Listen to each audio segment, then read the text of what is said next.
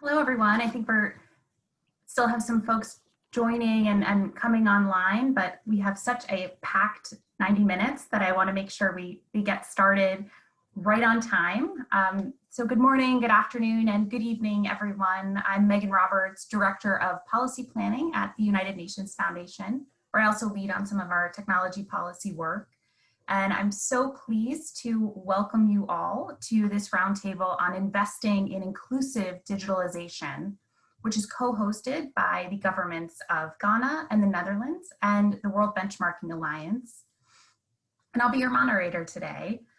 We have such an exciting, packed agenda today focused on how governments and investors and international organizations can all work together to foster a common understanding of digital inclusion, and how together we can leverage the data and the findings from the World Benchmarking Alliance's forthcoming digital inclusion benchmark to accelerate and drive an inclusive digital transformation.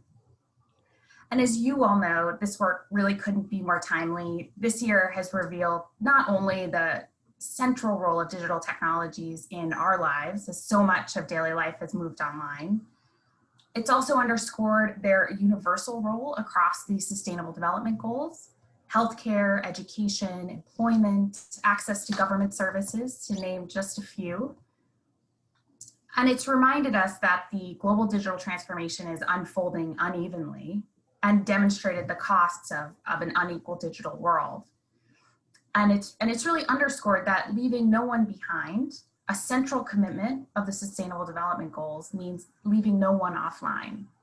So we face this global challenge, but also an incredible opportunity to create a digital transformation that includes everyone, an opportunity for equality, for human well-being, for prosperity, for achieving our collective goals. And we're also speaking on the sidelines of the first virtual UN General Assembly, where in addition to being fully reliant on digital technologies for it to even take place, technology, digitalization, inclusion have all been major themes, from the Secretary General's speech to addresses by world leaders to many of the events taking place on the virtual sidelines. And last week, member states gathered to commemorate the 75th anniversary of the UN, where they committed to deepening digital cooperation, underscored the central role of digital technologies in achieving the 2030 agenda, and affirmed the need for safe and affordable access to digital technologies for all. And a lot of this work is building on efforts at the UN over the past few years on digital technologies that are captured in the Secretary General's roadmap on digital cooperation, which was released this summer. The roadmap makes a really clear case for the urgency of rapidly boosting digital inclusion, including accelerating connectivity and also strengthening digital trust and security. And it's explicitly multi-stakeholder, stressing that all actors, including, and importantly for our conversation today, investors, have a role to play. And that's part of why I'm so excited about our conversation today and the important work of the World Benchmarking Alliance. It's so timely, and it really speaks directly to so much of what's captured in the Secretary General's roadmap.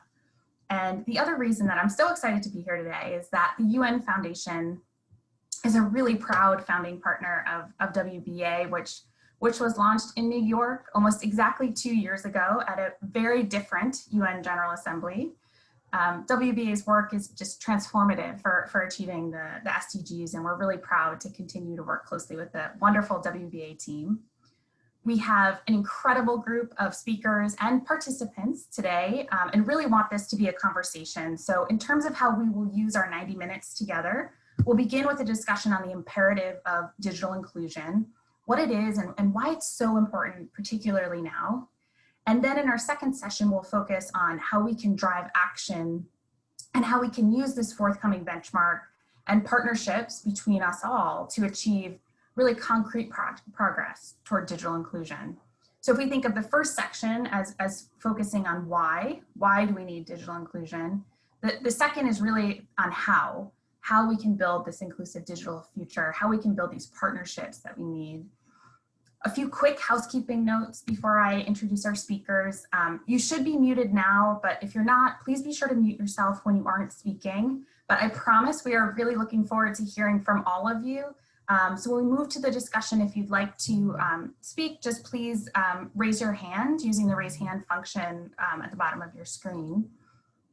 And finally, you may have noticed we are recording this session and it'll be posted online after our discussion. So just want you all to be aware of that. And with that out of the way, I am so delighted to turn to our co-hosts to offer some opening remarks to really help frame our conversation today. First, we'll hear from Brigitte Tazelaar, Deputy Director General of International Cooperation at the Ministry of Foreign Affairs of the Netherlands. And after Brigitte, we'll hear from Dr. Albert Antwi Bosiako, National Security Advisor of the Republic of Ghana. Brigitte, please, the floor is yours. Thank you very much, Megan, for your kind introduction. And thanks also to the World Benchmarking Alliance team for making this event possible. And it's really great to be here today to have this important conversation about how we can make technology work for sustainable and inclusive development. The latter word is important, inclusive development. And it's really a pleasure to be co-hosting this event with Ghana. So when my Minister Kaag, came to the ministry more than 3 years ago, she told us to make better use of technology, especially digitalisation, because of its potential to contribute to development and a better world. And this actually resulted in our digital agenda for foreign trade and development cooperation, which looks like this. And it describes how the Netherlands aims to harness that potential together with our partners from together with our partners from the private sector, governments and civil society. This is what we call the golden triangle: government, private sector and civil society. So of course we did not start from scratch. We already had a number of examples which we collected. And these examples, for example, were investments in geodata for agriculture and water, how to make predictive analytics for more effective humanitarian aid, and international opportunities for tech startups. So we collected these examples in a report, looks like this: IT for Development, 33 showcases.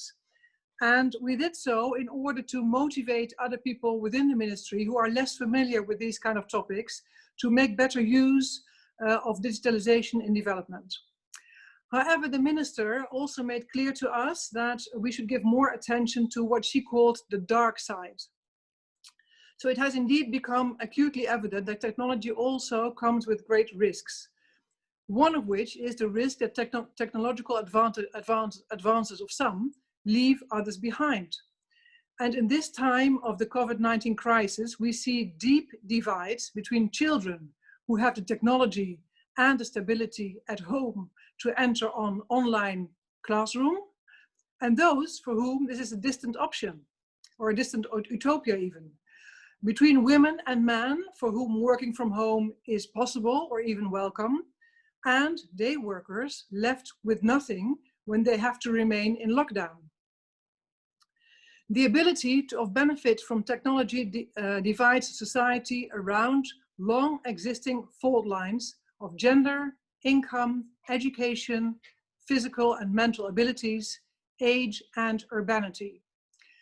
A crucial domain to determine if we are able to bridge these divides is the future work, particularly in the African continent.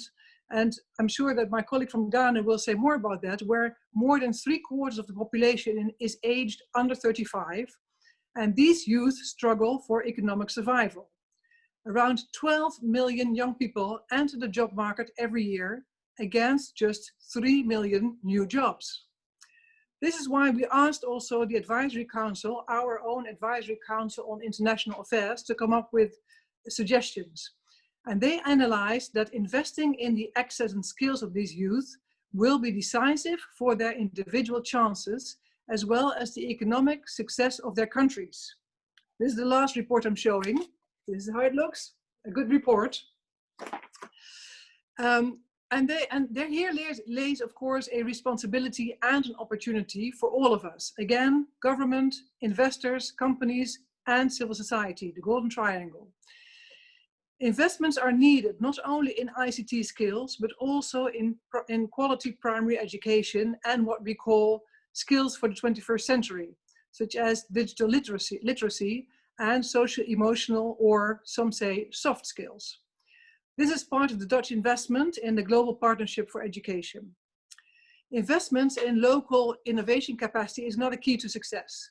By using and producing more open standards and open data, for example, IT companies can contribute to the development of products and services that cater to the specific opportunities and ambitions of local communities, essentially making the pie grow bigger.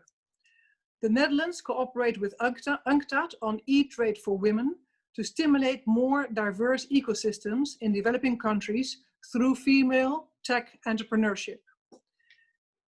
An inclusive and prosperous global digital economy also depends on a level playing field for developing markets.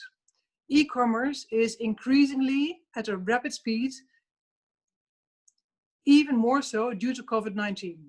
It's of great importance to ensure that this does not widen the digital divide. Currently, new rules on e-commerce are being discussed, as we all know, and negotiated by some WTO members in a joint statement initiatives. The Netherlands would like to see the involvement of developing countries in this decision-making process, so that they can negotiate based on their specific interests that are different from countries with more robust digital ecosystems.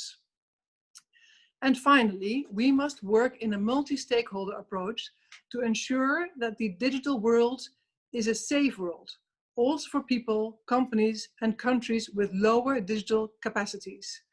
Governments must cooperate to develop and implement regulatory frameworks to protect human rights online and offline. This was the dark side I was talking about. I call upon investors and companies as well to protect their customers, including their right to privacy and security online. The Digital Inclusion Benchmark that is being presented here today by the World Benchmarking Alliance is a great tool to guide our joint efforts for inclusive digital economies. It unpeels the complex concept of digital inclusion into measurable and actionable elements, together with good practice examples.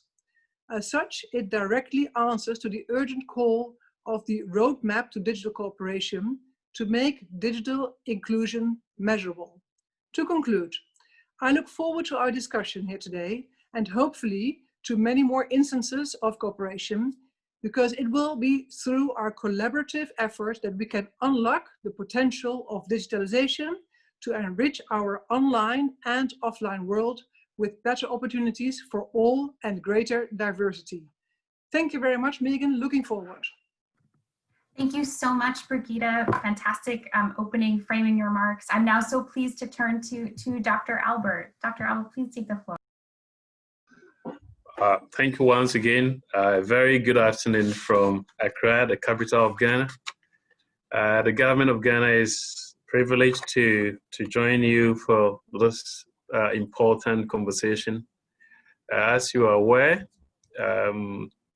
we chaired the Freedom Online Coalition last year, and as part of our activities, we hosted the FOC conference in Accra. That was in February. We're so lucky this thing was done before actually COVID-19 brought international travel to a halt. Indeed, that was the only major international event we hosted on our calendar. In that particular event, an important activity took place. Ghana, together with Germany, introduced a digital inclusion statement. And I think that statement communicates the government of Ghana's intention, the government ideals with respect to addressing this particular issue. With this particular intervention, I want to share a personal story. That is one. And also a story that is linked to COVID, really to highlight the need to address this issue. I think at the end of the experience sharing, one will realize that digital inclusion is a right issue. I think we need to be very clear. And I'll cite my own personal example. Many years ago, I think I was among the lucky few who had access to connectivity. I got a scholarship to study abroad. And how did I get a scholarship? It was the fact that my big brother at the time had computer. There was few households had computer and internet. And, you know, how I managed to also get myself self-trained to use email to be able to search on the internet to find scholarships to study in Europe is amazing. And that gave me an opportunity, I must say, to develop. And that is why I see that as a right issue, because I see a number of people here who are, you know, more than capable, I think, by their own makeup. But of course, because that opportunity is not there for them, that amenity, that basic necessity is not available for them, unfortunately, you know, their life take a different course. And I want to really share this personal experience to let you know the connection between, you know, how people can transform by way of access to technology, to the internet, and transform the world. I mean, this is a right issue. But I also want to share an example from Ghana under COVID-19. Schools are still closed officially. However, we have certain privileged schools which are still operating. Forgive me to cite an example. My daughter is one of them. She attends a school and the school is running virtual classes. In fact, that has been amazing. She is enjoying, she communicates with friends, and basically, in fact, the school has asked them to actually put on their uniform. So nothing really, you know, they see each other. They can't touch each other, of course, because of social distancing. But what is happening is my daughter is still going through the schooling. And as I said, I don't see any difference between the physical schooling and the virtual schooling that, you know, she's having. But now the question is, how many people, percentage-wise, are currently connected onto this platform, also taking, you know, still moving on with their lives, irrespective of the you know, COVID-19. I mean, that will form less than 15% of the population. It tells you that I have other siblings who are in the villages, who are in the communities we call unserved and underserved communities, who cannot and virtually disconnected until COVID-19 protocols go away, and then they can go back to the classroom. So I think for us, as a developing country, and that is where I situate myself, digital inclusion is a right issue, and that is the angle that my government is looking at it in addressing the problem. By, of course, making sure there is access, there is an investment, so investment fund has been established to gradually mobilize resources in that particular area. We certainly also need to have digital cooperation, as the previous speaker mentioned, to leverage on opportunities, even with the tech firms that can help, you know, promote this collective assets that we all need to tap in to be able to develop the world. But really, indeed, we take this issue very serious, and we will be very happy to contribute and share our experiences, and especially best practices that will help us as a country to transform, to make sure we give the right to individuals. All individuals, like we have benefited, how do we also help them to also, you know, take advantage of that? And most importantly, we also intend to promote the digital statement that we have launched, especially in Africa and other developing countries, to ensure that various initiatives, we promote advocacy and ensure that we can reach out to as many citizens as possible for them, to empower them to achieve their rights in this particular period of time. Thank you for the opportunity to share this, once again, personal experience and its relationship to digital inclusion as a right issue. Thank you. Thank you so much, Dr. Albert, and what an important way to really be thinking about this, to really ground this in, you know, the really transformative experience of digital access. Thank you so much. I am now so delighted to introduce Lourdes Montenegro, who I'm sure many of you know. Lourdes is the lead of digital sector transformation at the World Benchmarking Alliance, and she's going to provide us with an overview of her work on the digital inclusion benchmark and I think preview some of its early findings. Lourdes, the floor is yours.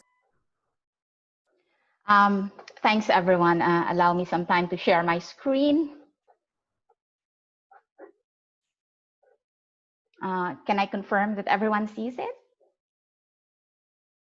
Brilliant. Thank you. So thanks, Director Teslar and Dr. Albert, for your remarks. That really takes us into the heart of our discussion. And I'm very excited to actually preview and give you a sneak peek of some of the initial findings based on the work that we're doing at the World Benchmarking Alliance. And based on that, what can we do and how far do we need to go still? Before I go into the digital inclusion benchmark and its findings itself, I would like to speak a little about the World Benchmarking Alliance and what we do. So the World Benchmarking Alliance is, as the name suggests, what we primarily do is publish free, publicly available corporate benchmarks. The idea is that we need to measure, we need an accountability mechanism to urge the private sector to contribute more to the UN Sustainable Development Goals. While there's been a lot of talk and a lot of commitment around what corporates can do for sustainable development, there's not a lot of accountability and measure that we are seeking to fill. And we hope that through this work, we create this virtuous cycle where we are able not only to track progress across different corporate industries, but also empower our stakeholders and eventually see that positive transformation in the world. So the philosophy underlying this work is essentially based on what we call the 7 systems transformation. So if we think about corporate contribution to sustainable development goals, we need to bring it back to core business and what it is that they do as a company. And we've organized it around these 7 systems, of which, as we point out here, the digital sector is but one of them. We are intending as an organization to essentially benchmark 2,000 companies by 2023. That's our ambition and commitment to the world. And this, what we call the SDG 2000. These are the most influential companies towards sustainable development. As we've said, data is just the beginning. We need to build a movement. It's all about empowering people to use that data to make that change in the world. So we are building an alliance. Now it's more than 150 members, 33 of which are financial institutions representing more than 6 trillion assets under management. A few of those institutions will be represented in the remarks that we have during this session. These are just examples of the variety of allies that we have on board. If there's any interest, we're very happy to start the discussion. We are also very thankful to our funders to keep this data free and publicly available. We are being supported by several governments, chief of which is the government of the Netherlands, of course, and a few private foundations. So I'm very happy that Dr. Albert started with that story of his on how digital inclusion was really personally transformative, because I can see myself in him. I would say I wouldn't be where I am today without a computer and an internet connection. Coming from the south of the Philippines, I had no access to as much information and opportunities as people who come from higher socioeconomic backgrounds in the capital. So sorry, there seemed to be that drawing, but anyway, the issue primarily is that the system we have for creating digital technologies is fundamentally broken. And what that means is there's massive inequality and there are risks and harms.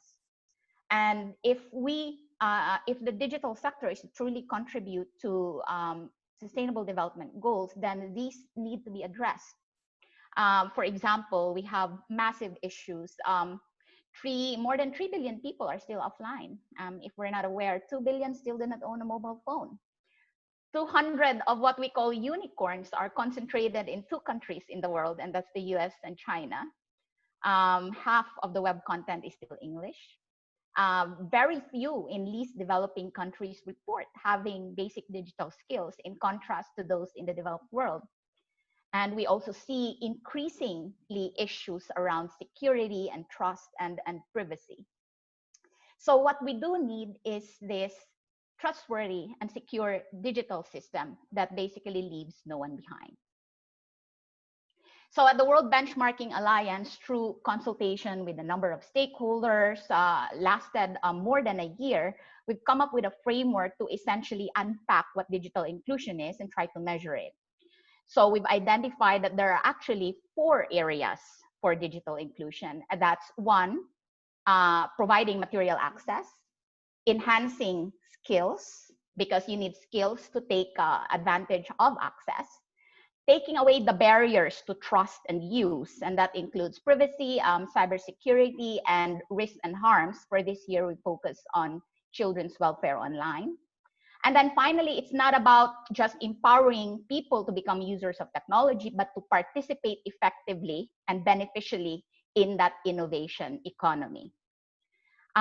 This benchmark will measure the contribution of 100 of the world's most influential companies towards these 4 areas. What are they doing in terms of access? Again, skills, use, and innovation. This is novel. There's no other existing benchmark in this space that covers this issue, but it recognizes existing industry initiatives as well as aligns with reporting standards. So there are 16 indicators, and as we will see later on, we will unpack some of the data we found from these company survey, as well as the data that we got from our research on public sources of information and disclosure. So who are these companies that are being benchmarked? We call them the DIB 100. They represent 3 trillion in total in revenues in 2019 with over 8 million employees. Not a lot given the share of branding sector currently. 7 of these companies are privately held, 15 have state ownership, and they come all across the sector. They cover hardware, they cover network services, and they cover software and platforms. So these are examples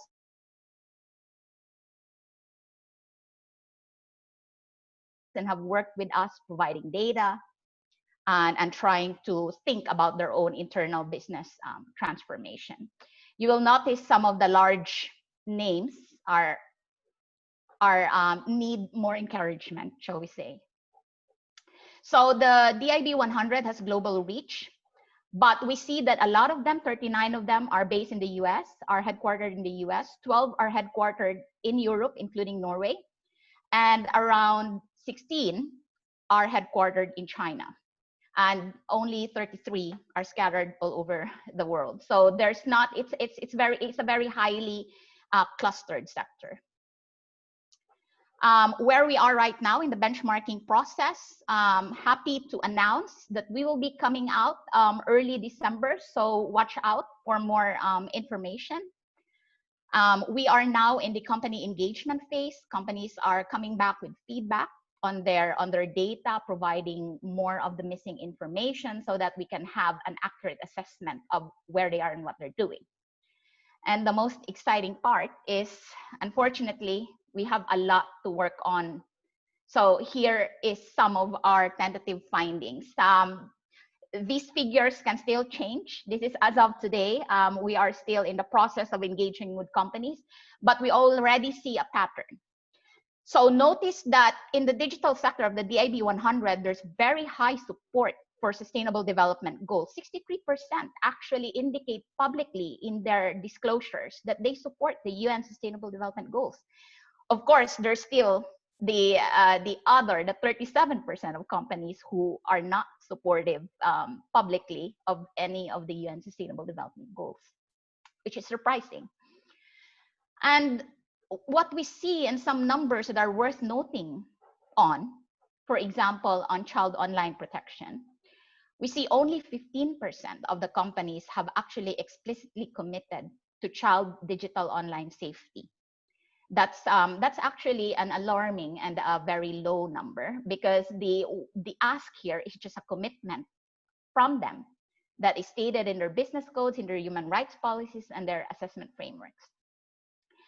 22%, only 22% actually cooperate with national and international authorities to report child online abuse. There's still a lot of scope for improvement for the sector. When we talk about gender diversity, and you know, this has been a hot topic in big tech, talking about diversity and inclusion, we need companies to put, you know, to actually act on it, because what we found was only 33% of companies, if they really care about something so much, why is it that only 33% of companies report on women working in technical roles? And of those who report, the average is only 24% of women are actually in technical roles. And I'm pretty sure that average is being brought up by semiconductor companies, where naturally a lot of women are in technical roles because of their production role. And sadly, only 4 companies out of the 100 actually development. That's where, when you talk about the development of technology, that is what matters. And only 4 of these companies report that. And another scary statistic here, only 25% of these companies actually consider ethics when they are working on machine learning and artificial intelligence. And this is lip service. This is a very low threshold. So if only 25%, you can just imagine what happens when you actually dig deep into actual practices. Only 19% actually share data sets. If data is the new oil, how can developing countries, how can underserved communities actually take advantage of this new oil if these data sets are not shared? So only 19% actually do this. And finally, when we talk about how research and development is distributed worldwide, we see that only 38% of the companies actually report where their R&D facilities are located. So only 38% report that they have R&D facilities outside their headquarters, and only 24% report that they do have R&D activities in developing countries. So this is just a sneak peek, very tentative findings. We have more coming up. Of course, we're not going to say who's number 1 and who's number 100 of these companies that Adobe to ZTE, comparing literally apple and orange. So hope that excites you, and watch out for it in December. And finally, what those numbers encourage us to do is really, what should we do next? So first, this is a challenge for the digital companies to actually join us on this benchmarking journey. So far, 40% of them have. So that's a very encouraging number for a benchmark that has not yet been released in public. And another, you know, very important call to action is for governments, investors, and civil society to rally around the benchmark findings and advocate for inclusive digitalization. So thank you. And I really look forward to your contribution in the discussion. So feel free to raise your hand and speak up. Thanks. Thank you so much, Lourdes. It's so helpful to see, you know, the contextualizing the benchmark, and really interesting to see some of those early results, which, as you say, lots of work to be done. I'm now going to turn to Dr. Anita. Dr. Anita is the Executive Director of Partners for Urban Knowledge, Action and Research, or PUCAR. Dr. Anita, the floor is yours. And Dr. Anita, you'll need to unmute yourself. Thank you, Megan. Good morning, good afternoon, good evening, wherever you are. And it's actually indeed a great honor for me to be here and share the stories of internet availability, accessibility, inclusivity, and accountability, and how it contributes to sustainable development goals. All these stories come to you from POCAR project Digital Divide that is supported by Azim Premji Philanthropic Initiative over the last 5 years. So let me begin the story with Noshi. Noshi is a tribal woman. She's a 30-year-old tribal woman who lives in a village which is located about 140 kilometers north of Mumbai. Now, Mumbai is a financial capital of India. So being this close to financial capital, you would expect that there will be great internet coverage, right? Far from the truth. Noshi wanted to actually save 500 rupees and keep it away from her alcoholic husband.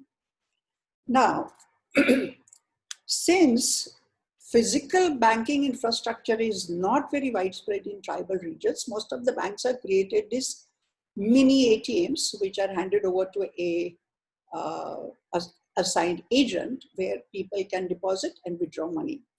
So Noshi approached the mini bank agent and gave him her precious 500 rupees to deposit. Now, this particular mini ATM is usually connected to the bank branch, but that connection happens through internet. When Noshi approached the agent, internet was not available. She gave the money. The agent took the money and said, sorry, internet is not available. You can go. When the internet becomes available, I will put the money in your account. So her passport was actually updated at that point in time. She left. A couple of weeks later, she came back to the agent and said, well, I want to withdraw some money. And you know what he said? What money? But you never gave me anything. He completely denied it. And because her passbook was not updated at that very point, she had no evidence to show that she had actually deposited the money. Now you will ask me, but why wasn't internet working? Because internet works on electricity, and in many, many tribal regions or rural areas in India, electricity is neither constant nor predictable. To make matters worse, the backup generator that the provider company had actually erected next to the tower, that generator works only for 2 hours, and it works on the most polluting fluid called diesel. So 50% of the time, internet is neither available nor accessible. The other issue here was of inclusivity. All these transactions happening on this little ATM are done in English. Now, how do you expect a tribal woman to know English? This gives rise to a total lack of transparency. This story classically tells you the failure on the part of the provider to contribute fully to SDGs number 5, number 7, and number 10, which include reducing inequality, gender equality, and providing clean energy. The other story I have is equally pathetic. So Ganesh is another tribal fellow who lives in a small village close to about 8 kilometers from a main town where the real ATM actually exists. Evening, Ganesh needed to take his mother to hospital and he needed cash. Poor Ganesh literally ran to the town hoping that he will be able to withdraw some money from the ATM. ATM was not working.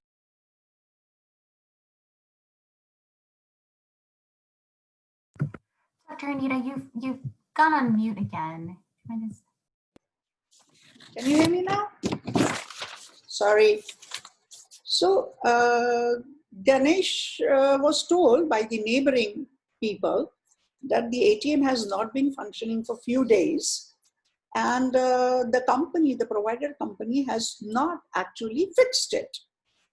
This again, this Ganesh having to go back to the local landlord, money lender, who of course gave Ganesh the money, but he charged him 120% interest rate. Incidences like this happen in rural areas all the time due to unavailability of internet services. Health calamities and related expenses often push poor people below poverty line, and this is known worldwide. This is not just a story in India. This closely relates to SDG number 1, which is to eliminate poverty across the globe. Another story in India is almost all welfare schemes, which government services, which are supposed to be available to the people, are on the internet in the local languages, but majority of the time the websites are not available because of the unavailability or poor accessibility of internet. If all this can be altered, this could address the SDG number 1 and SDG number 10. And all the earlier speakers, as they elaborated how the current COVID has forced us onto digital platforms, not having internet provision for all as one of the SDGs actually is a huge gap. And we really strongly suggest that internet provider companies take care of all these issues and contribute fully to sustainable development goals. Thank you for hearing me. Thank you so much, Dr. Anita. Such helpful and stories really bringing this challenge and this opportunity really to life.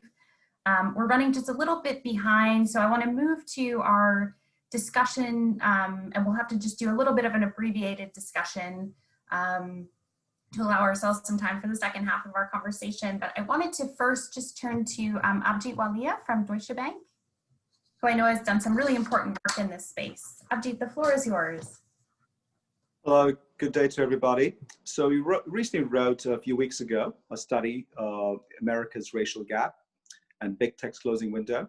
So I'll share quickly the findings. We went into it looking at digitalization and what's going on in the US in terms of whether it's skilled, unskilled, educated, non-educated, urban and rural divide. And we found, unfortunately, the color of your skin has a lot to do with the access you had in digital connectivity. And we found Black and Hispanics 10 years behind broadband penetration to others, 20 to 30% gap in PC penetration, and 4 times more Blacks cite poor tech connectivity than others at this point. And we look at this data and say, let's do a litmus test. So during COVID, peak lockdown of COVID in April in America, when people essentially were supposed to stay home, we tracked geolocation data, hourly movements in Black neighborhoods in big cities, New York, LA, Chicago, and others, and compared them to other zip codes. We found the mobility was 135% higher than other neighborhoods. Essentially, lack of access to connectivity, lack of access to work from home jobs compelled them to have to venture out of their homes, even at the risk of their lives. And then we looked at the digitalization skill data we have, projected forward one generation, 25 years.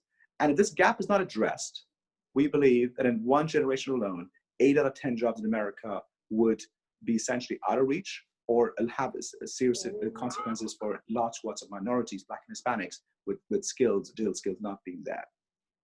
So this gap can be addressed. We look at a plan that for under $30,000 of income, Black and Hispanic families, they're provided with connectivity, with gadgets, laptops, hardware, and more importantly, training for middle school and high school students and retraining for adults. It comes to about $15 billion. And we believe over a 5 years period, this can start to impact the digital divide. Now, this, if you look at the other end of the spectrum, big tech, which has benefited so much during COVID because of e-commerce demand curve being pulled forward, and digitalization itself. But then I'll give you one statistic. This $15 billion is less than 1% of the rise in market cap in big tech of the last few months. Just the rise in market cap, that's how small this is in terms of comparing. And we believe that a plan like this, where you get the commercial side coming and looking into this gap, is what should be addressed going forward. One last thing I want to mention is when we look at emerging markets, we go and invest very quickly. There is a market here in the US, in big cities, which is growing very fast and doesn't have digital connectivity. And that's what we believe should be one of the focuses of big tech going forward. Thank you so much, Abhijit. This is it's such an incredible report. We'll put the link for the report in the chat so you can all have the opportunity to dig in more on the findings. I hope it's okay if we move, rather than diving in further on discussion. I hope it's okay if we move to our second session, and we'll make sure to leave a lot of space in the second portion of our conversation for discussion and collaborative brainstorming. So we're now going to really move more to that how question. You know, we've talked about how we can think about digital inclusion, why it's important now, the imperative, but you know, how are we going to make this happen? How can we accelerate efforts? How can the actors gathered here today, and it's quite a group gathered here today, partner together and leverage some of the findings of the WBA forthcoming digital inclusion benchmark? So I'm going to turn first to Alex Wong. Alex is a senior advisor at the International Telecommunications Union. Alex, the floor is yours. Thank you, Megan, and hello everyone. Good morning, good afternoon. I see a few familiar names and faces on the group, so pleasure to reconnect to everyone virtually. So I should always start by introducing the ITU, because I always have to assume not everybody knows who the ITU is. We are one of the UN agencies, specialized agencies on ICTs. And in particular, I'm working within the BDT, or the Telecommunication Development Bureau, which is the part of the ITU which has a development mandate to actually close the digital divide. So I always want to start off with that because many people are not aware of that. And we're really excited to be on this panel. And I send my regards also on behalf of the director of the BDT, Doreen Bogdan-Martin, who asked me to take her spot on this. So first thing I would want to say is partnerships are critical. Partnerships between government, business, civil society are the only way we can move forward on digital connectivity, universal connectivity, addressing all the key challenges that Lourdes already mentioned. And I wanted to just reiterate for the BDT, this is one of our key priority focus areas under Doreen's leadership. And I think some of you already are engaged with us on some of these programs. The second thing is, as a UN agency specializing on ICTs, we love data. So we congratulate the World Benchmarking Alliance and Lourdes. I know you worked at the BDT for a bit on creating a metric. For the BDT, we of course create data for our member states, for the governments. The most well-known is the IDI, or the ICT Development Index, which, though it does have challenges, ranking companies or countries is always challenging. Nonetheless, establishing the data on which you need to strive to achieve is critical. You can't improve what you can't measure. And the IDI, as some of you know, does have, similarly to the benchmark here, pillars related to access, use, and skills, which are similar to the benchmark that Lourdes presented. And of course, the indicators are going to be different. But whether we can agree on a methodology to combine the indicators and come up with a rank, that's going to be always more controversial. Nonetheless, presenting the data, which are facts and our objective, is critical. And I actually loved some of the indications you gave, Lourdes, because it's going to inspire companies just by showing what you're measuring them against to adapt probably some policies to improve. So we're fully supportive of that. And if that index also then results in more private sector engagement in digital development issues, I think that's all the better for all of us. And the final thing, you know, just as an example of partnership, the ITU was really pleased to chair with UNICEF one of the working groups within the Secretary General's high-level roadmap, which is the one on universal connectivity. And we're now moving into what we call implementation of the action roadmap phase. I've been very involved with that. So a couple of things for this group. Some of you already are involved, but we would invite anyone, and maybe even the benchmark that's being presented can be somehow used in the work, to participate in the action roadmap. It's an open group. I think roughly 70 or 80 organizations are already involved. We already had our first call a couple of weeks ago. We have our next call sometime in the next month or two. So anyone that's interested, please contact any of the colleagues on the phone here or myself directly, and I'm happy to invite you to join that. The second example is the initiative, and we've been talking about schools, it seems, throughout, which is great, because the big project that the ITU recently launched with UNICEF, which has been highly profiled in the UN General Assembly activities over the last 2 weeks, including the digital cooperation roadmap is GIGA. And that's also a project that I'm very involved with. And that's an initiative with UNICEF to connect every school to the internet. Only going to be possible with partnerships and working together. Some of you on the call already are involved. We are looking to make this a really comprehensive platform that introduces all the different actors as a way to contribute. If we can connect every school to the internet, then we're basically addressing almost universal connectivity, because the schools act as the access point for connectivity for the surrounding community citizens, let alone, of course, the students and the young people. So we're really excited about the interest on GIGA, and we would invite anyone to be involved on that as well. So I'll stop there. Megan, pass it back to you. Thank you. Thank you so much, Alex. Really helpful overview of how ITU is thinking of some of this, and great to hear some of those concrete ideas already of how to be working with some of the data and findings of the benchmark. I'm now really happy to turn over to Jen Wai-Tan, Global Head of Stewardship and Sustainable Investing at Fidelity International. Jen, the floor is yours. Hi, thanks, Megan. I'll be brief so that we can move on to hopefully an interactive discussion. For those of you who don't know, Fidelity is a global institutional investor. So I'm going to start with a sort of a big comment, a big statement, I guess, but one that I firmly believe in, and I think that is true. We've been talking a lot in COVID about how the S in ESG has become prominent, right? Looking at social issues as part of our investing framework. So in my view, the biggest S issue of our age will be digital inclusion. I think this issue is absolutely fundamental to the way in which we'll evolve ourselves, and that's been made abundantly clear by this crisis and our reliance on these digital tools to just go about our daily lives. I thought I'd set the scene by sort of providing a few perspectives on this industry, the ICT industry, from the perspective of an investor, and help frame some of the discussion that comes. So firstly, I think the speed of development that we've seen in this industry is unprecedented in any other industry that we've seen in modern times. And as a result of that, successful companies become global very quickly. And the nature of the business models of a lot of these companies is that they become natural monopolies. And then you add to that a general kind of management attitude of, how can I be polite, moving fast and aggressively, kind of, all this failing fast, failing forward kind of rhetoric. So what this all adds up to is that, in our view, the biggest investment risk to this industry is going to come from future regulation, which has not yet caught up with some of these practices, but needs to, and also from loss of trust from the user base of these companies.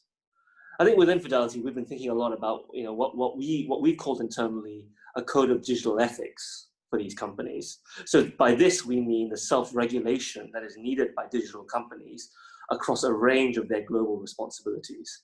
So here I'm particularly thinking about I'm thinking about online welfare issues across a whole range of industries, so online gambling, social media, gaming companies. I'm thinking about the propagation of misinformation and the policing of content. I'm thinking about data privacy and the use of algorithms, and I think Laura's made this great point about ethics being embedded in algorithm design, and finally online fraud and detection.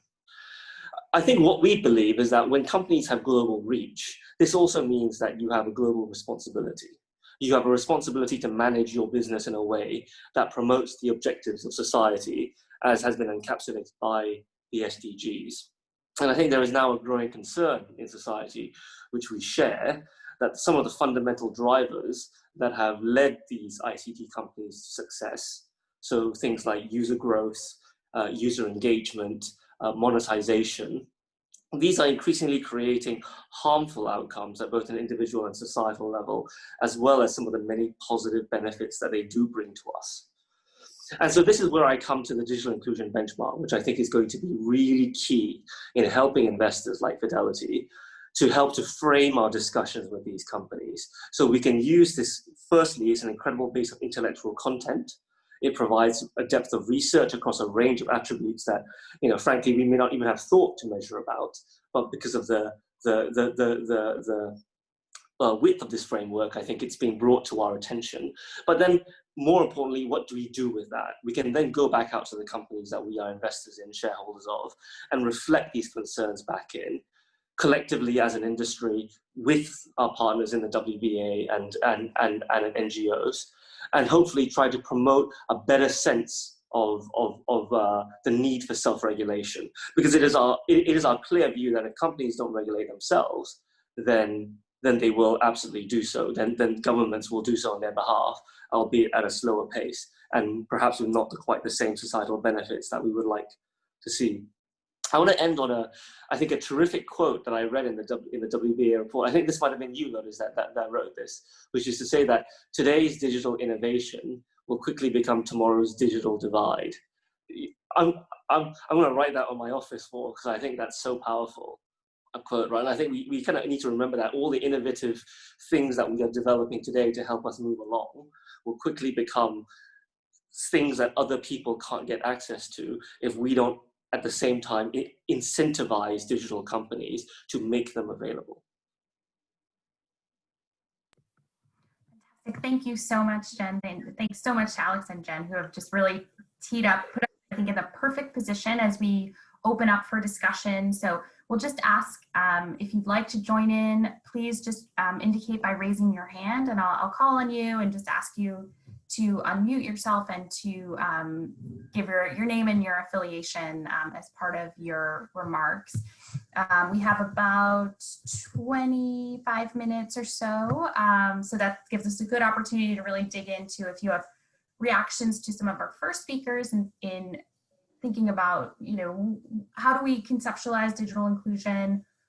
Why is it so important? And then also on this kind of how and what are some actions that we can take, including in terms of leveraging the great work that Lourdes has been leading at WBA. I might first just turn to Marta Rohrhall, who's with Aviva Investors, if you wanted to take the floor. Hi, yeah, thank you so much, Megan, and thanks everyone. Just a couple of thoughts, just following from the great intro from Fidelity in terms of the role of investors. I think he's talked a lot here about what we can do as investors. We need to comprehend what we're investing in. So the WBA plays a really key role there. We need to allocate capital to the right leaders out there and try and signal how we're moving capital away. And we also need to change as we heard, we can engage with them. I just thought I would sort of talk, very briefly about a couple of practical things that we are already doing, just to show that this is already happening and how we're going to use and how we encourage everyone on this call to use the WBA. So I'll let Louise Piffer, who's our analyst, actually talk about the engagement we're doing in detail. But for me, the key thing is we need to be impatient. I think, as was pointed out earlier here, there's a lot happening very quickly in the tech industry. And I think the investment industry has probably been a bit late in being vocal on the human rights aspect, on the social issues. I mean, I think, as Laude was pointing out, the fact that only 24% actually consider ethics in how they develop AI, that is far too low. So I'd encourage us all to be, collaborative and participative, but also impatient in terms of driving that change. I think the second point is to be very practical. I think investors, there can be a lot of talk, but for me, it's key that we actually go out and use the benchmark very quickly to call on companies to report more, that we not just write letters, but actually go and hold meetings and really engage with the companies to understand what the barriers they face and really push things forward. So I'll stop there and just give Louise Piffer, who's our analyst, who's been engaging with Alphabet, Facebook, Twitter, just a sort of one sentence, to let her just talk about what that looks like in practice. Thanks, Marta. So yeah, the only thing I'd like to add to what Marta just said is that we're already engaging with these firms. We've called, for example, on Alphabet to do more on human rights through a shareholder resolution, asking it, to embed human rights through all of its activities publicly. We've also asked Facebook and Twitter to do more to tackle hate speech. And I guess research like this is really great for us. I can promise you I'll use all of these data points in my engagements as proof points that this is important and that they're not doing enough. And I guess I'd like also to call for other investors to work together to push companies to change. I think this is a great benchmark that will help push for improvements, globally speaking. Thanks so much to both of you. Some really great thoughts. I love, let's be impatient and let's be very practical in terms of how we move forward. And Louise, great to hear how you're thinking about, you know, really using some of this. And Louise did issue a call to action. I know we have a few other investors on the line, so would really invite, if any of you want to join the conversation and talk a little bit about how you're thinking about some of these issues, where you see some of the opportunities, and would also really welcome any thoughts or reactions from, you know, folks. We have a few different governments on the line, and so would really welcome any reactions or sort of how you're thinking about and conceptualizing these issues. And you can just, you know, use the raise hand function at the bottom of the screen, or you can, you know, wave at me and I'll try to catch you.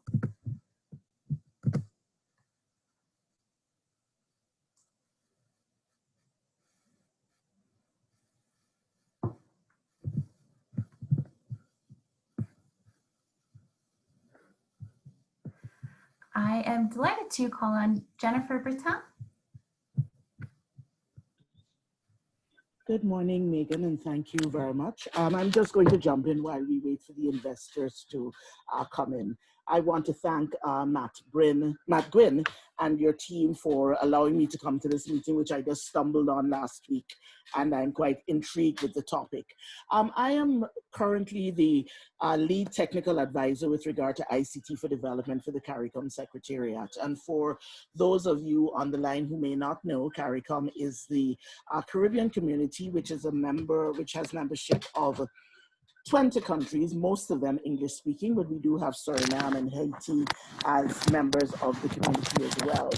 And so I'm intrigued to be here and speaking on behalf of small island developing states, and want to, from the onset, congratulate you for the initiative in this, bringing this benchmark to life. And I make that comment in the context of thinking very, almost sadly, that in the Caribbean community, we were not blessed with the benefit of the private sector driving the ICT agenda late in the 90s or thereabout when it all started. And so we still, I think, continue to suffer from that deficit because our private sector is not actively engaged in forcing us to be doing digital things as we should as governments, etc. Just in case anybody missed or did not know, the CARICOM Secretariat is the chief administrative institution, I would call it, for bringing about the harmonization of these 20 countries, and in particular, ensuring that our CARICOM single market and economy big flagship program comes to life. One of the things which intrigued me about, well, all the things, but I think even as I talk about small island developing states, the definition of developing countries is now becoming contextual and even scary, because even as we consider ourselves developing countries, there are other behemoths who are also developing countries and who get a lot of the attention because of possibility and I guess population size and many other things. So one of the things I wanted to flag and hope that we will see as a result of this benchmark is that we really drill down into what corporate social responsibility is, as we've been, you know, bouncing around for the last decade or so, because how does it translate to developing countries, and in particular, the small island developing states? One example which comes to my mind very frontally, and I mean, obviously, COVID-19 exacerbated many of the things that we need to do, is the fact that for many, many years, well, for the last decade or so, many of our citizens make purchases from, I'll use the name Amazon, but we do not have, I do not have the data in my office to be able to say, to use that as a tool for advancing e-payment conversations in the region. And so as I talk about corporate social responsibility, I'm hoping that a lot of the companies who are benchmarked here, not for, I think, shining light on negative issues or whatever, I think it's just a documented conversation that I hope we'll have for many years. Corporate social responsibility needs to be built in as one of the indicators, I hope, because I would love where we get to a stage in the small island developing states where somebody like Amazon or Google would be able to share with an entity like the CARICOM Secretariat analytics and data, which really help us move our own programs forward. I think we have enough done in the policy arena, but how do we make that policy now into action? And the marriage, I think, with investors and with the large tech companies and other private sector companies is one of the ways which can be done. I don't want to hold up the conversation. I may come back again, but I just wanted to put that on the table, and in particular to flag that digital inclusion is tremendously important to the CARICOM region, and even more so since COVID-19. We've articulated it in all our major plans and policies in our strategic plan, and I invite persons to visit caricom.org to see some of our plans and to start, hopefully, some more developmental conversations as we all move forward. Thank you. Thank you so much, Jennifer. So many important points and important flags across your remarks. Lourdes, I wanted to just give you an opportunity to respond to some of the questions that Jennifer raised, particularly around corporate social responsibility, because I know this is central to the approach of WBA. And also just wanted to, as part of that, ask you about the DIV 100, these 100 companies that are going to be ranked in the first version of the benchmark. And I know the plan is to expand that even further next year and following. And if you could give us a little bit of information on how companies have been engaging in the process so far. I know you're collecting more information back from them, but just, a sense of how the engagement is going so far. Thanks, Megan. Those are definitely very good questions. Our engagement journey with the companies have started way before, actually, in 2019. And that means that some companies, very few of them actually, have been already actively engaged in the methodology development process. They have provided their feedback on the feasibility of indicators and what they are currently already doing. But this feedback, we must emphasize, has been balanced by multi-stakeholder engagement. So their viewpoints have to be balanced with what civil society thinks the companies expects of the companies and what governments expect of the companies as well. So that's how eventually the indicators came about. Each indicator has an instance that each indicator essentially makes the cut if there's evidence that there is at least one company who has done something related to it. So if other companies say that, no, that doesn't work, we cannot do that, then we can, of course, say, well, there's an example of someone who actually does this. And I think that one of the contentious indicators has been around the reporting of economic value contribution in the sector. This is really around taxes being paid, employment, GDP contribution. We found that a number of companies were very open about reporting their contributions in the different jurisdictions that they were operating, while other companies considered it a form of trade secret. It's fascinating, which are considered secrets and which are not. You will be shocked to learn that even gender diversity numbers were, some companies got back to us and said, hey, that's a trade secret. And it's surprising because there were companies who were very openly reporting it as well. So I think that's the power of the benchmark, because it's about peer pressure. Companies are doing something and they see others doing something, and that emboldens them, because sometimes they want to do good, but no one wants to take the first step. They want to harmonize because, you take the first step, you might lose out if nobody else does it. So they want to see what others are also doing. So it's a very effective form of peer pressure. Already we have close to 40% of the companies highly engaged in terms of providing data, providing feedback, talking to us about how they can improve actually on their performance. Many of them are already getting rank anxiety, frankly, and they've been chasing us on who's above them in the ranks. So it's it's actually a very effective process, because then it empowers the people who are responding to actually go back out there, to talk to their colleagues and say, hey, we found that, you know, we're not doing so well on this particular issue. Maybe we can improve. And the benchmark gives them, empowers them with that data to start that argument. So we hope that this is a virtuous cycle indeed. And then it will enable, or it will actually make these companies realize that digital inclusion is the key, you know, issue when we talk about where the tech sector, the digital sector is actually going in the future.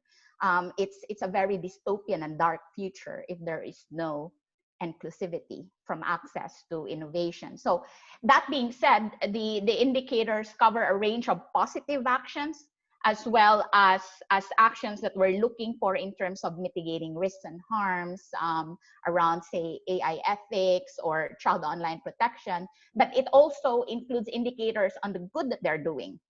For example, school connectivity. This is why this would be of interest to the GIGA project, for example, because there's a particular indicator on what companies are doing in terms of school connectivity.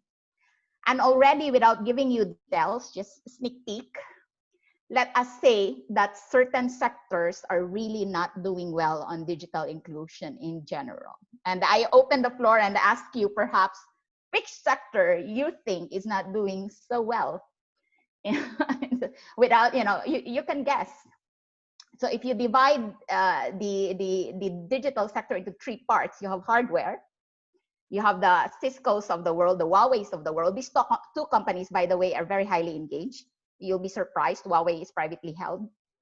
Then you have the telecommunication providers. You have, you know, the Verizons, the Vodafones, the Oranges of the world, but also developing country providers like Safaricom or the Philippine long distance telephone company. Then you have the software and platforms over there, which we are all familiar with, the Googles, the Facebooks of the world, as well as smaller players like, say, Akamai, Cloudflare, who are systematically important, but they're just kind of small. So it covers a range, and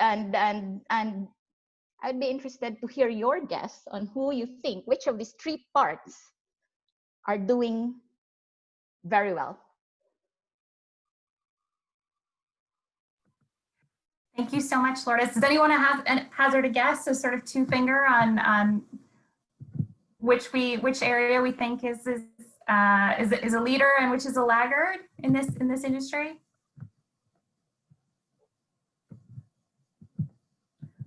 Y'all can think about it and maybe put your guesses in the chat. I wanted to give the opportunity for Christine Bruschke to come into the conversation. Hi, yeah. As Jen, whom I work with, said, we are really super excited and on the edge of our seats to have this benchmark come out. We think it's going to be really valuable when we engage with companies. I'm really curious. I love the teasers, but I'm wondering, having done all of this great work, when you look across the indicators and the sectors, are there a few areas that you would consider low-hanging fruit? You know, maybe some areas that with not very much effort, a huge amount of progress can be made.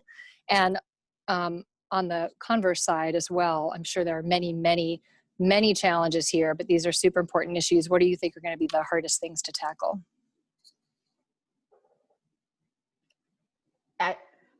Is that for me to answer, Megan?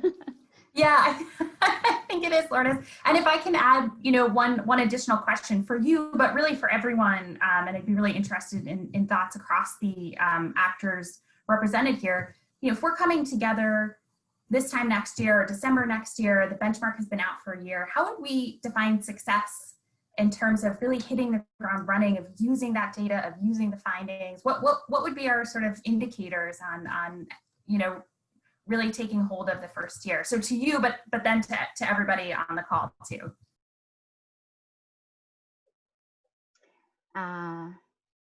Thanks, Megan.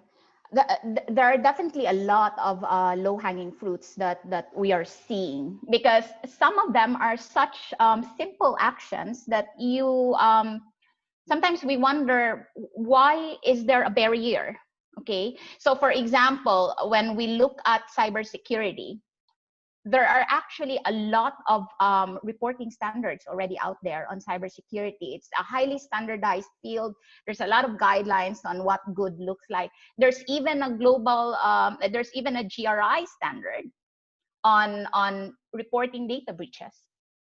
But we find that there's still a lot of resistance towards reporting data breaches or towards reporting very simple things like, I mean, just upload your ISO information security management certificate. It requires, it seems, higher level management approval, which is actually, you wonder what is behind that. So there are definitely very low hanging fruits in terms of access and skills. Many companies pour a lot of resources into trying to do good, but don't really track their impact. They do not really try to assess or let third parties assess what they're doing in terms of effectivity in order to really push it forward. They tell you a lot about the good they're doing for African American communities in the US or low income groups in this country. Yet, you know, it's really more about concreteness, impact, metrics. These are very low-hanging fruits. Of course, a lot of it is related also to innovation, as we know, because when people think of digital inclusion, sometimes they forget it's really about letting other people also participate in the innovation economy through support of open standards, open innovation, providing, you know, anonymized big data sets for social good research, looking at ethics and inclusion in R&D, investing in accelerators, startups, especially in developing countries and in underserved communities, wherever they are.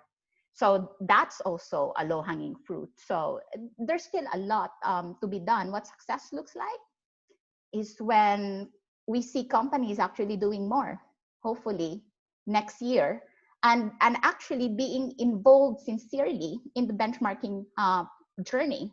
Because being involved in the benchmark is a sign of improvement. It's a sign of commitment towards continuous improvement in digital inclusion and SDGs. So we're seeing a lot of them are quite excited and they are committed, like, you know, around 40%. That's a very good number for something that hasn't been published yet.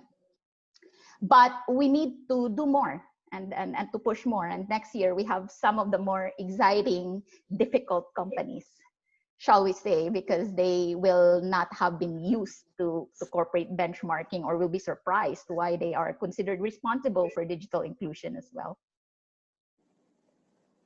I do have Megan to like spark the conversation further. Is I would be very interested actually to hear from the group, especially on how investors can work with each other to advocate based on benchmark results, and how investors can get together with governments and how that works basically as well, and whether that's a possibility. Well, I think here it's very timely for me to shamelessly steal Paulina's excellent idea of collaborative engagements based on the benchmarks, which I think is a terrific idea.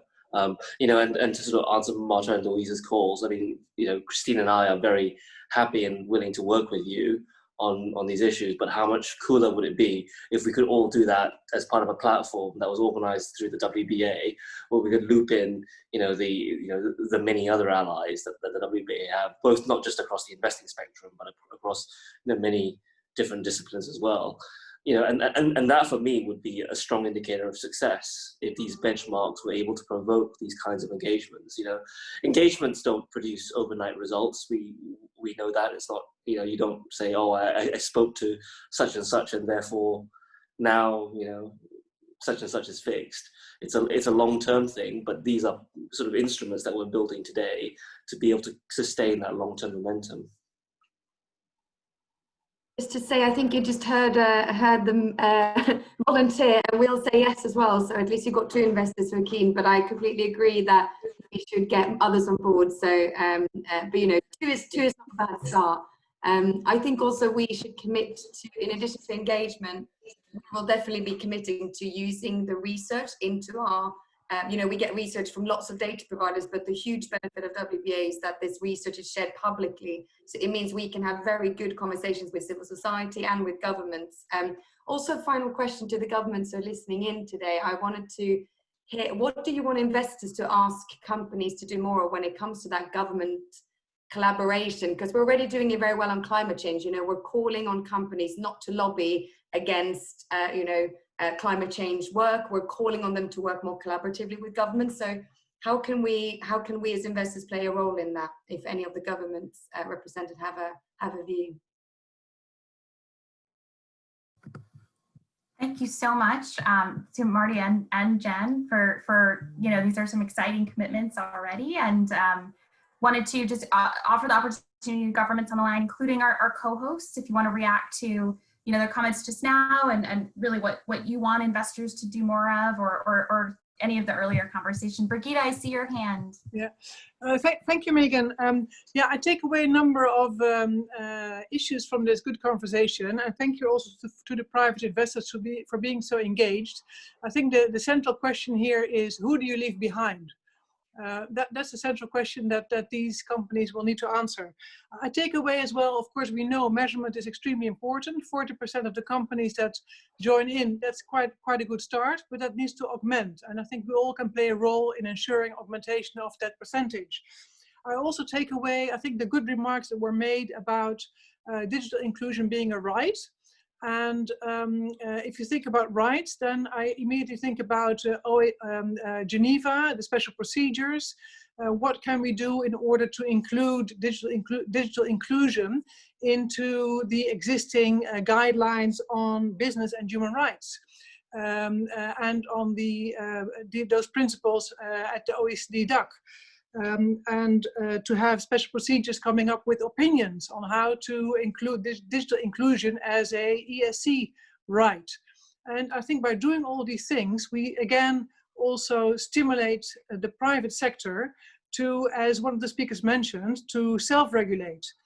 So we can play a role as governments in the surrounding arena by developing these guidelines and setting these standards, so that the companies feel more compelled to start participating themselves in setting, you know, to self-regulate, setting their standards themselves, as opposed to waiting for others to do it. So I think here we can, again, this partnership is really important, and I got a number of ideas thanks to this discussion. So thank you very much, Liga. But the question is, who do you leave behind? Great, thank you so much, Brigitte. Just wanted to check, Dr. Albert, did you want to come in to respond to any of the conversation and some of the commitments and discussion here?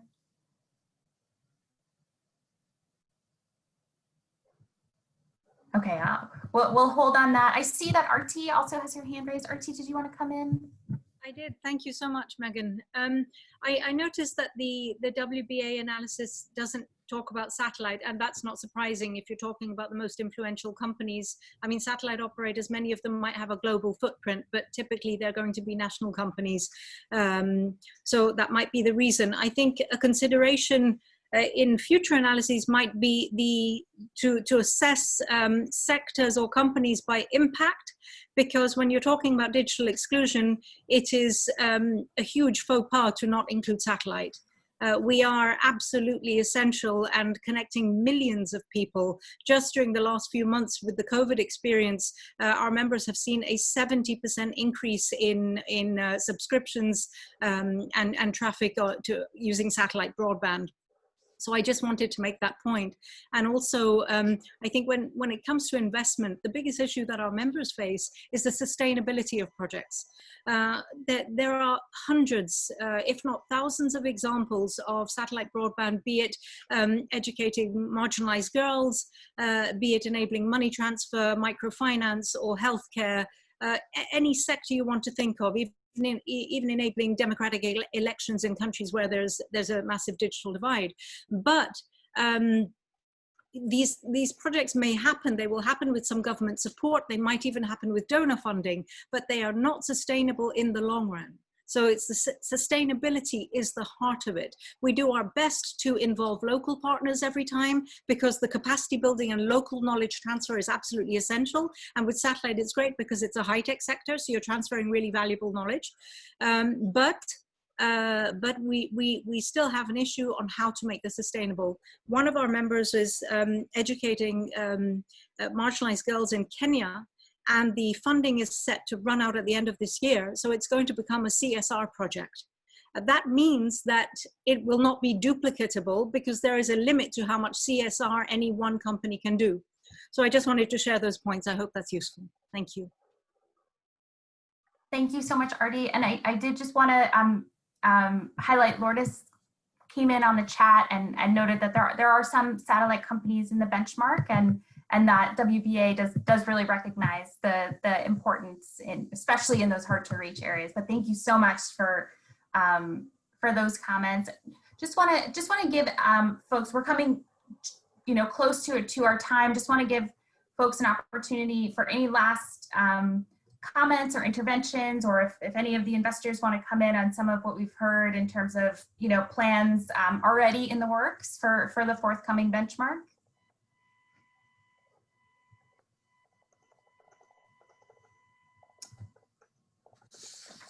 Okay, great. So we'll just move to wrapping up, and I just want to I'll hand it over to Lourdes in a moment for a final word, but just want to thank all of you for this discussion and a really quick 90 minutes.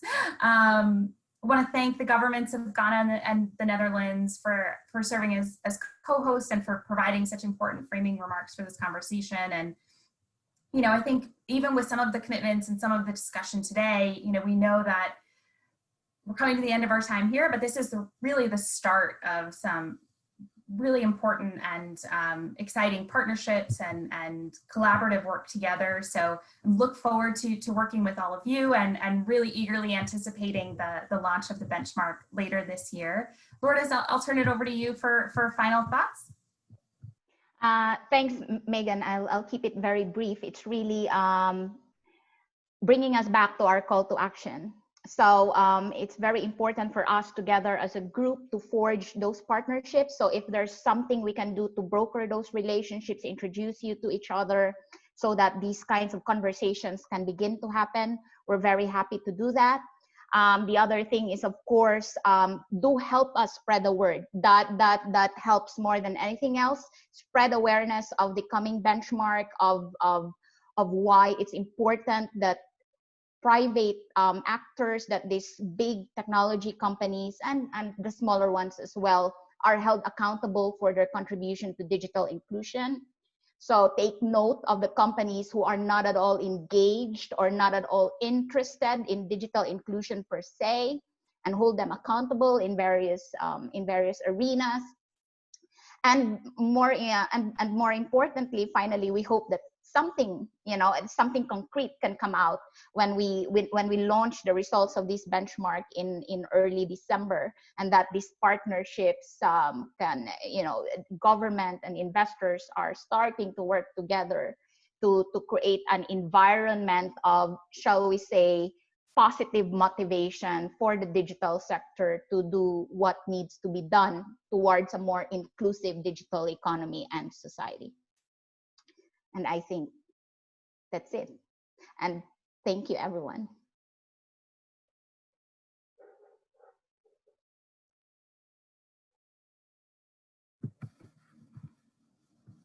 Great. Thank you all. Thanks all our speakers and to all of our participants, and more soon.